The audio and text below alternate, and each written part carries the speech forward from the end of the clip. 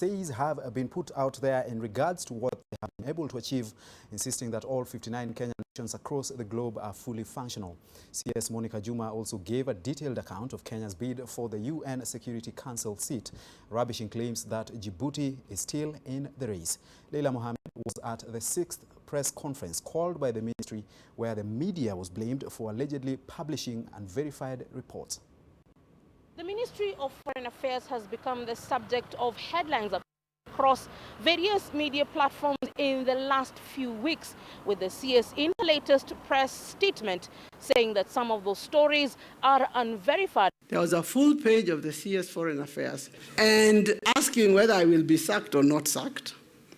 And then I went to the story, and the source was anonymous and some top people from I don't know where.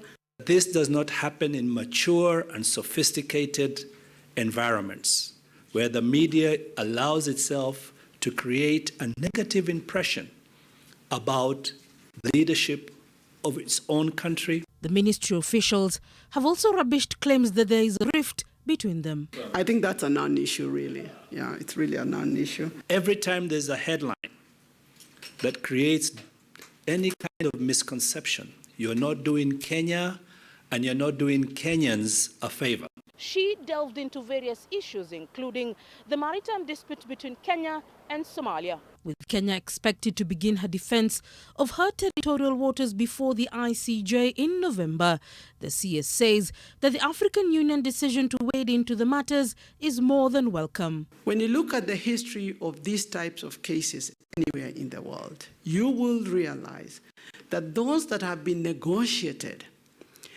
hold better than when you have a situation of a court that determines a wrong party and a right party, because the complexity of the situation is not white and black. With Kenya having 59 missions across the globe, the ministry says recent reports that they are not fully manned or have non-qualified staff isn't true. Of these, we have deployed at the head of mission 53.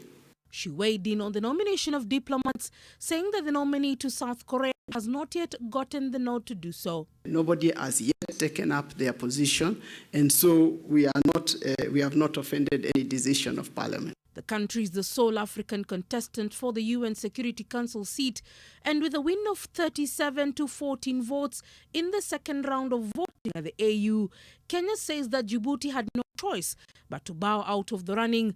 The idea is that the African Union endorses one candidate so that there is an African candidate as we go into the global stage, because the elections will take place in June of 2020. Kenya's candidature is themed around peace and security, a matter that the CS says is already what they are working on in its efforts to bring peace to the region. Leila Mohammed, NTV.